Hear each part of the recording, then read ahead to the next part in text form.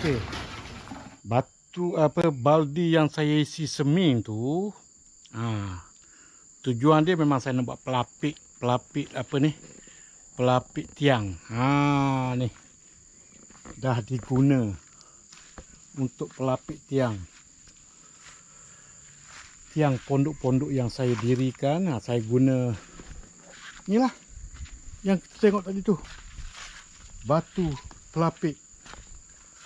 Kos lebih murah. Saya hanya beli simen yang apa ni? Simen yang tak habis.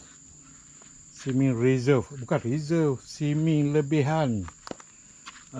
Kontraktor. Simen dia lagi power, dibuat bangunan kadang-kadang hari hujan orang tempoh tak boleh nak hantar. Dia orang tahu, dia akan hantar rumah saya. Dia telefon dululah. Cikgu nak tak ni? Saya kata boleh. Terus saya dah standby baldi sebanyak 200 biji. Lepas habis ni kita buat lagi.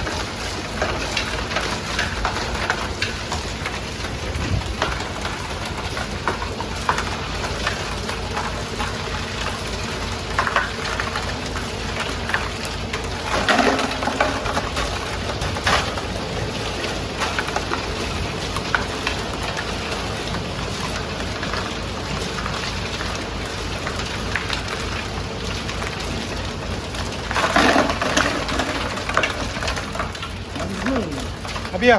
Mandemu. Ada.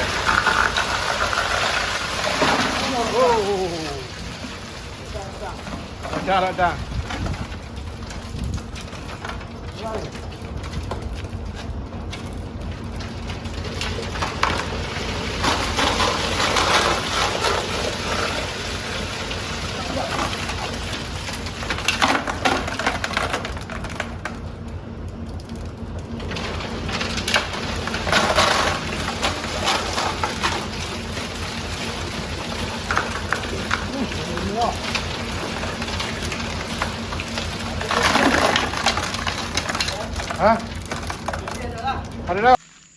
Sebab satu lori tu ialah kadang-kadang 100, 100.5 ambil pasir dia, ambil batu simen dia tu, simen yang lebihan tu letak dalam baldi.